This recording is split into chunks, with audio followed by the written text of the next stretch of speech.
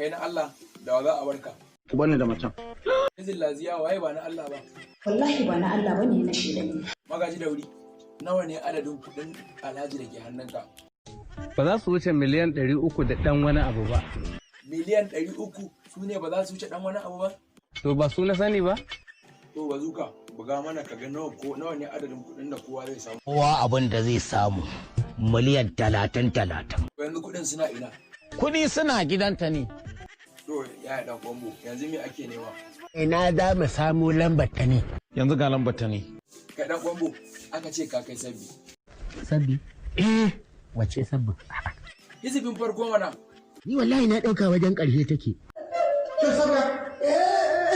To ke kuma Sabira ina zaki? Kai taska, ina gudumar da aka aike ka. Guduma ta samu. Yanzu ɗan kwambo, ina za ku? Wallahi barin gidan nan zani.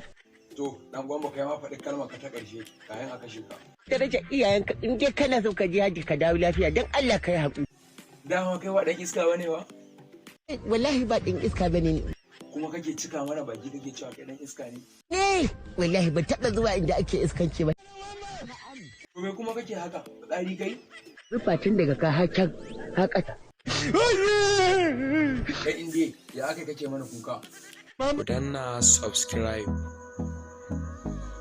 Kana ku danna ƙararrawar sanarwa ta yadda da mun ɗora sabon bidiyo za a sanar da ku. Mun gode. Yau ta rasu? Allah ya ji kanta. To Alhaji, me kake so Hajiya ta ma? Ki shiga cikinsu.